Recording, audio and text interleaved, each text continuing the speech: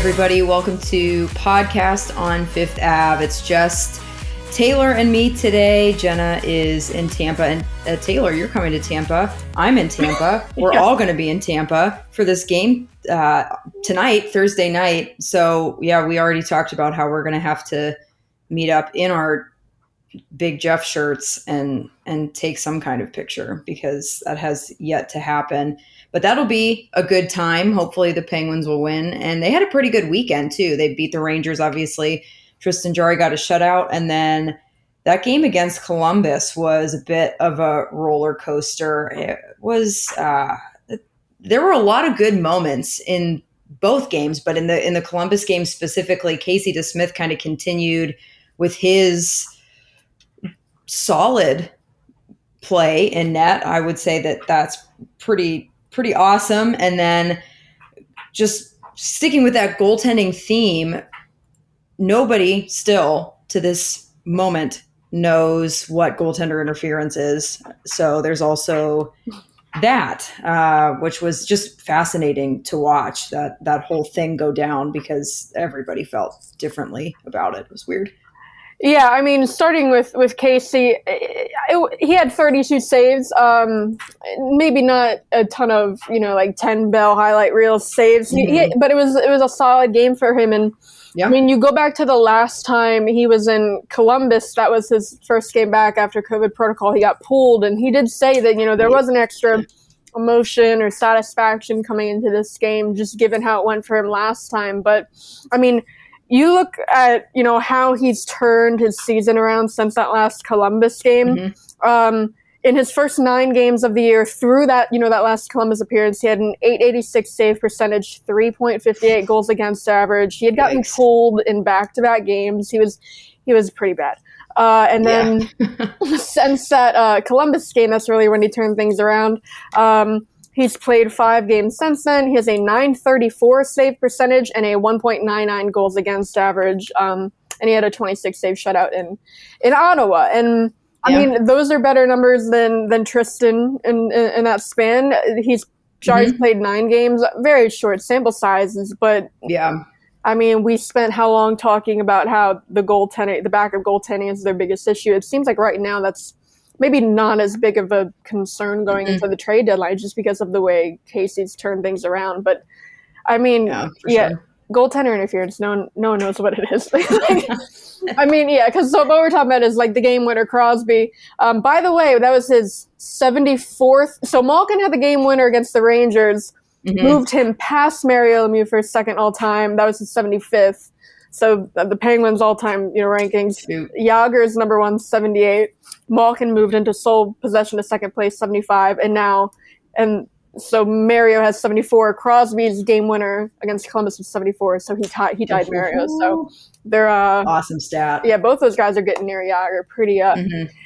That's the only stat that like Mario doesn't lead the Penguins in, like offensive. Winning goals. Yeah, crazy. Wow. But that is crazy. Back to the point. Goaltender interference. No one really knows what it is. I mean, if you look at the rule book, goaltender interference, it takes up 3 whole pages. It's crazy. You look at. I think the goal is fine. It should have counted, but I mean, it seemed like there was even confusion about like why it should have counted. In Arena, they announced that Merzlikins had initiated the contact. Yeah. The NHL statement after said the reason it counted was because it happened outside of the crease. Sullivan said that was his understanding of why it counted too, that it happened outside of the blue paint.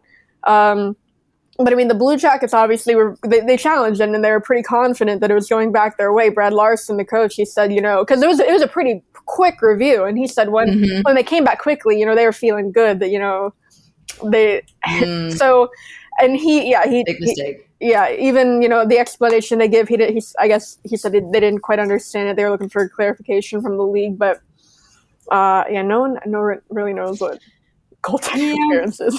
It's always very gray, and when you have a whole 3 pages full for one single rule, it just screams like all of my college essays, like filler, just filler.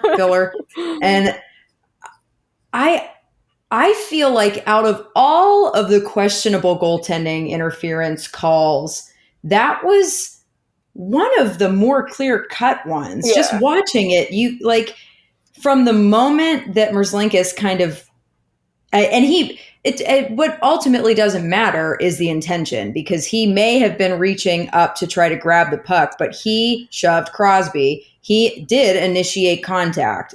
And whenever Crosby saw when he was able to find where the puck was, he capitalized on that. And it did sort of happen, again, very gray area. It did sort of happen outside of the blue paint, but it ultimately, when you watch it, you're like, yeah, that's a good goal. It's a good goal. I think the main debate is, so the incidental contact is allowed to happen, but the attacking player, so the player trying to score, has to make a reasonable effort to avoid the contact. So I think that's maybe what the Blue Jackets are arguing, that maybe Crosby didn't try hard enough to avoid it. I don't know. He also did have another player behind him. I don't think there's a whole lot more he could have done. He made an effort to stay outside of the blue paint.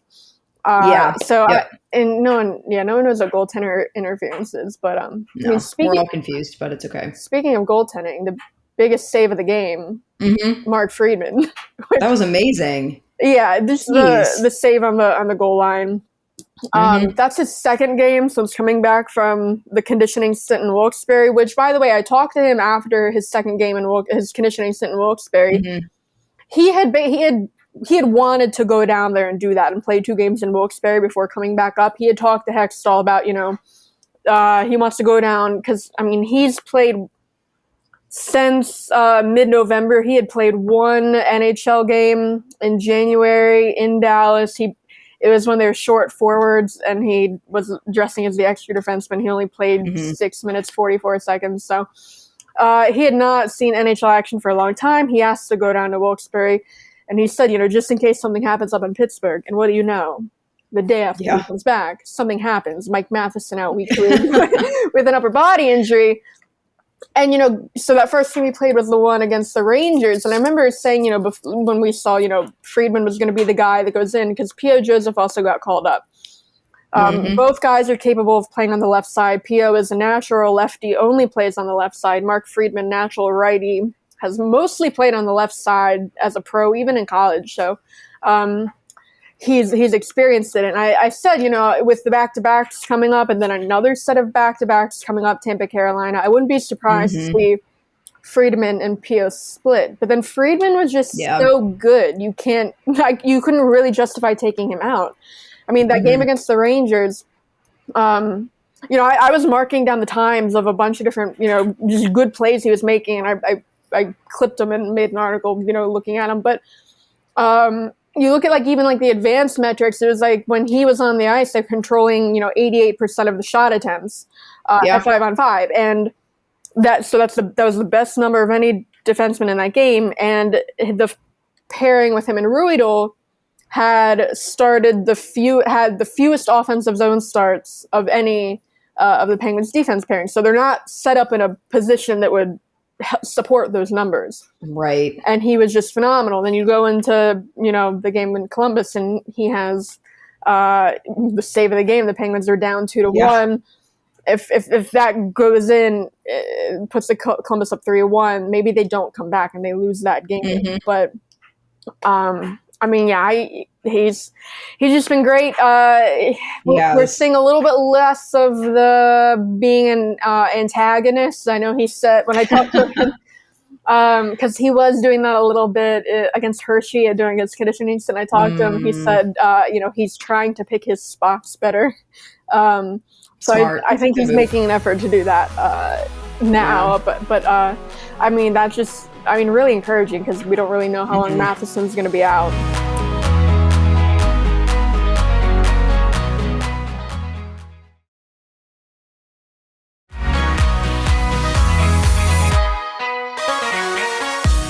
And we're back. There has been some scary stuff going on across the globe with Russia and the Ukraine, and man, that has surprisingly, well, not so surprisingly, it's had a pretty big effect on the hockey culture right now, because there are so many guys in the NHL and just in the sport in general who are from Russia. And there is a lot of tension, and there's been a crazy ripple effect on how players are being treated and the questions they're being asked and the type of perception that is sitting over these guys. It's been a little bit wild to observe from the outside, because you would kind of think in a way that they have something to do with it, the way that they're being kind of grilled on their opinions and stuff. It's just been crazy. I don't even know what to make of that whole what's going on in the NHL, but it's been nuts. Yeah, this is something that only happens with Russians, Russian players, where if something's going on in their country, that they have to be asked about it. If it's law, obviously war and the invasion of Ukraine is an extreme example, but even, going back to, laws that have been enacted and stuff like that, it's like they always have to answer for it. And this is not something we ask of like Canadian players, this, like what's going on with like the Ottawa truck. We're not bringing up Evan Rodriguez to ask him about like the Ottawa trucker. So it's something that only happens with Russia. And so the only the highest profile player, I guess, who has been asked about it so far is Ovechkin, who he gave a pretty neutral sounding answer. He didn't criticize Putin. He did say he wants the war to end. Pretty, nothing statement. Malkin so far has not talked since Russia invaded Ukraine. Yeah. My understanding, because he had the only goal against the Rangers, you'd think he would talk.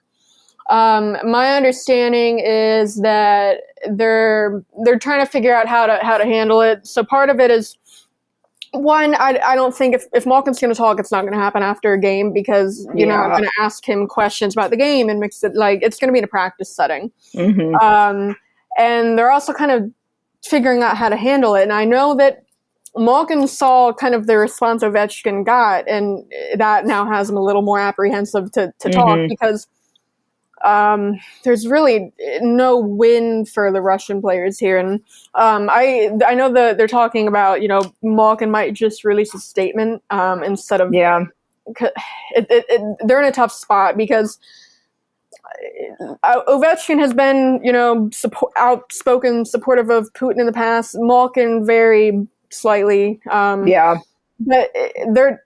people look at it through the mindset of like being an American and like being able to criticize your leaders here. They really can't do that there, especially high profile athletes. Russia, they see their athletes as kind of an extension of foreign policy, and especially with hockey, how big Putin is into hockey. He started playing hockey so he can like be around the hockey players. And I mean, you see the videos of him playing in like exhibition games, like the defenseman diving out of his way, like so he can score. And I mean, you go back to Panarin.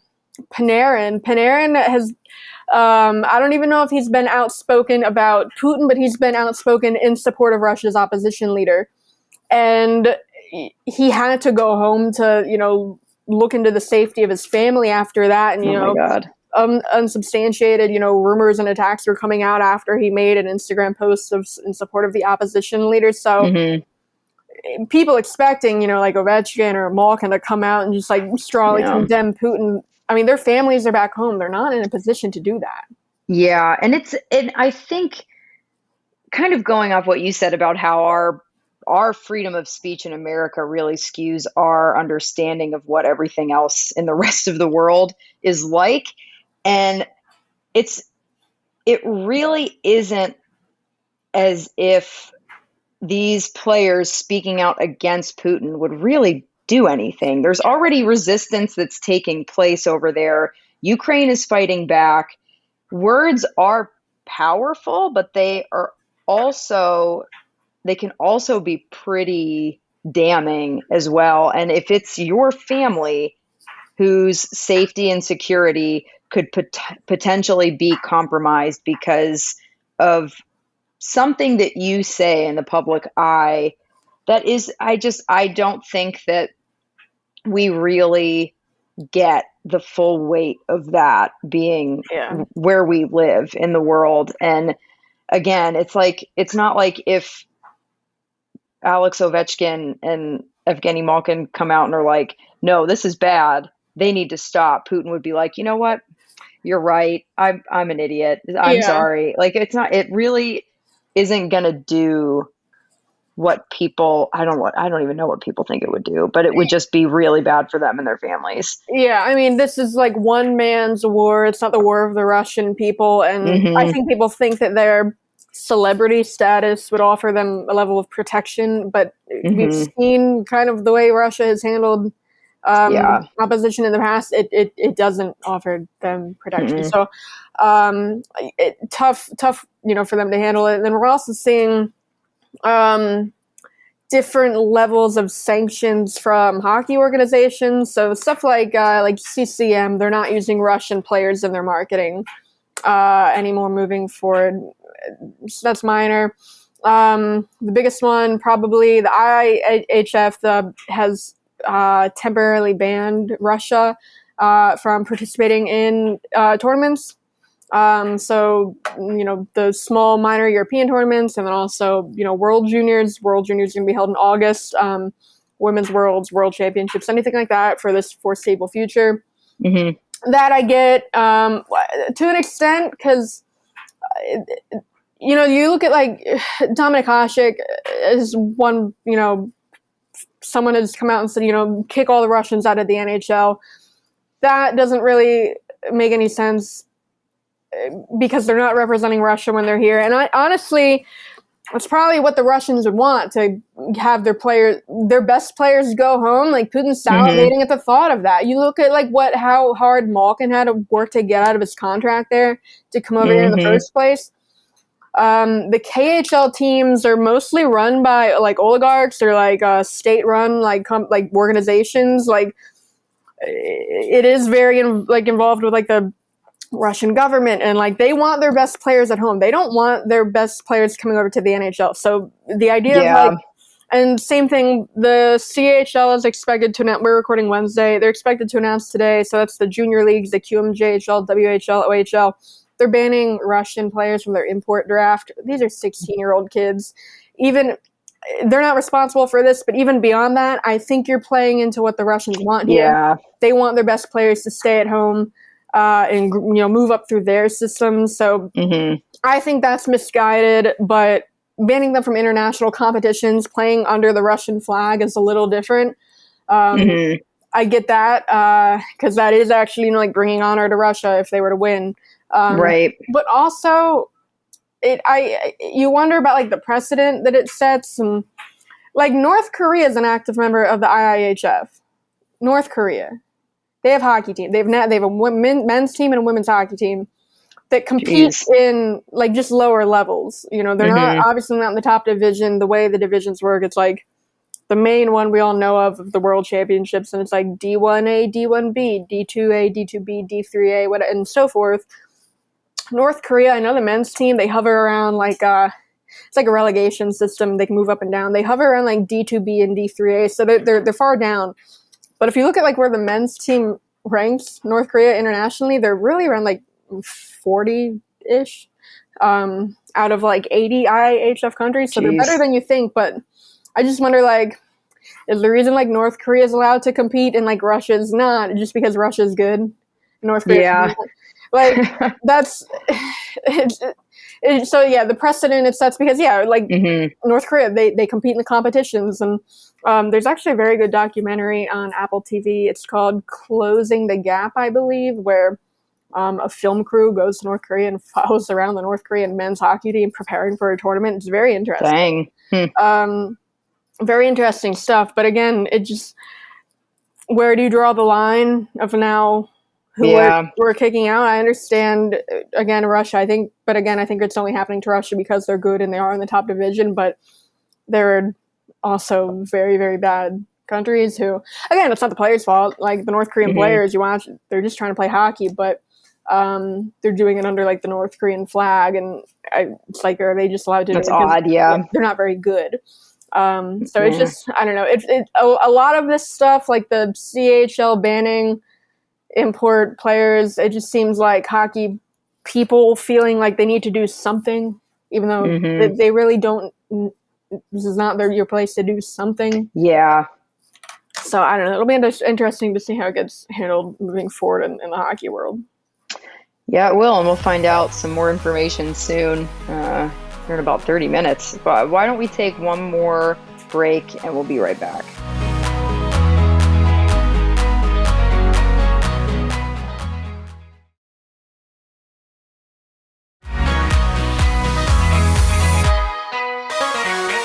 And we're back. The Penguins signed a couple prospects yesterday. Taylor, why don't you fill us in on those young guys? Yeah, so obviously the Penguins have not had a lot of high-end picks in recent years. They're trading them away, in win-now mode. So we've seen, in the past, they dip into the undrafted free agent pool, and that's what they did on Tuesday. They signed 2 players, forward Jordan Froska out of the OHL, and goaltender Taylor Gauthier out of the WHL. Both 3-year entry-level deals that begin next season. They'll finish this year with their respective junior teams, and then they are able, if Wilkes-Barre is still playing when they're done, they're able to join Wilkes-Barre as a Black Aces on an amateur deal, and it would not count towards their entry-level deal. But both these guys, they're in their overage season, so like the way the junior leagues work, you play 4 years or until like your 20-age season, and that's typically when it ends. But then teams do have limited numbers of spots for overage players to play one more extra year. So both of these guys are in that kind of situation where, Froska, he's 20, Gauthier, he's 21. So they're both in their final year. They will go pro next year. They're both overagers. Froska, 6'2", 184, he's left-handed shot. Alternate captain, he's on Kingston in the OHL. 32 goals, 33 assists through 44 games. His goals rank 5th in the OHL and lead Kingston. That's excellent. Yeah, and then the goalie Gauthier, he started the season with the Prince George Cougars, but he was traded to the Portland Winterhawks mid-season. Portland Winterhawks, their head coach is former Penguins head coach Mike Johnston. Oh, that guy. Love it. There's another Penguins prospect on Portland, defense, Ryan McCleary. I believe he was a 7th round pick in 2021. Don't quote me on that. But Gauthier, 6'2", 208 pounds. He catches with his right hand, silly side. Most goalies don't. He's actually the 3rd goalie in the system right now who does, though. Very weird. Dorio and Domingue both catch right-handed. So, between his 2 teams this season, he's recorded a 26-0 record, a 2.17 goals against average, that's 2nd in the WHL, and a .932 save percentage that leads the WHL. And he has 3 shutouts that came in consecutive games. He put together a shutout streak of 252 minutes and 11 seconds, and that's 10 minutes short of the WHL league record that was established in 1967. So, yeah, he's having a great season. He did previously sign a PTO with Maple Leafs back in the fall to attend their training camp, try out. He didn't end up getting a contract out of there, but I mean, this is what they need to do when the pool is so weak. I would caution. So both of these guys are overagers. Like I said, they're 2021 playing against 16-year-olds. So numbers like this are kind of at least for a skater or a forward, kind of expected for overagers. It doesn't necessarily mean that like Sam Miletic comes to mind. He was a Penguins forward prospect. He put up better numbers than that as in his overage year in the OHL, and then he turned pro, and he just he wasn't good. he ended up a healthy scratch towards the end of his time in Wilkes-Barre. Now he's in the AHL. He's still to play in the NHL, and I think he's a 4th-year pro. So I would caution to reading too much into these numbers. That I saw people saying like Frask is obviously their number 1 prospect right now. I wouldn't go that far, but. And the goalie too, maybe a little bit different, but it's exciting nonetheless to get 2 new pieces like this who will turn pro, just to see how they do. Even if they, start in Wheeling, they need this kind of depth in the pipeline. Yeah, they really do. And it's, you get prospects like this where you can, and then you see how they can develop. And it's certainly always better when they have good numbers as opposed to potentially not having good numbers. But you're right. You never know. Guys can look really good on paper in the minors, but then when they come up if they ever do make it to the NHL level, sometimes they flop. So it's good to pad the pool, but it's also like, just be realistic. Yeah. Goalies especially, honestly, such like a crapshoot at that point. I mean, you go back to like the year the Penguins drafted Matt Murray. He was like a 3rd-round pick, I believe, and then 30 picks later, so the next round they picked another goalie, Sean McGuire. So I mean, you look at where they were ranked at the time, not that far apart. They were picked 1 round apart. Murray went on to win 2 cups and NHL starter. Sean McGuire played 2 bad seasons in the ECHL and then retired. Jeez. So it's hard to goalies. Yeah, so hard to predict. The Penguins have a pretty deep goalie prospect pool now. They have the 2 kids in Europe, Klung and Blomqvist, who will not be coming over to North America next season. So that's not an issue as far as, where is everyone going to play. Both of those guys are backups in their respective leagues right now. They're going to stay over there, become starters before they come to North America. Lindbergh is still under contract, the guy they signed out of UMass, who, incredible to start this season, and then he got hurt in November and hasn't played since, isn't back on the ice. So it's an ankle injury. So, I mean, next year's, you figure it's getting late in the season. You figure next year's probably kind of going to be a rookie year for him. They're going to have him. Dorio is a restricted free agent. I would like to see him re-signed. I mean, we look at last season, he took over as Wilkes-Barre's starter deservedly. He had a rough start to this season health-wise that kind of impacted him, but then since he recovered, settled in, he's been good. So if they re-sign him, I don't know. You have those guys. So Lindbergh, Gauthier, Dorio, Tommy Napier is the guy they have in an AHL contract, who's signed through next season out of Ohio State. He's been having a good year too. So a lot of interesting goalie pieces. It'll be, you have to follow, see who pans out, because it's like playing the lottery. You might as well just buy a bunch of tickets because you don't know how these guys are going to turn out in a few years. Yeah, it's exciting. And we know how much you love prospects, so you'll be keeping us up to date with, up to speed with all of the different developments there. But thanks everybody, as always, for joining for another episode of podcast on Fifth Ave.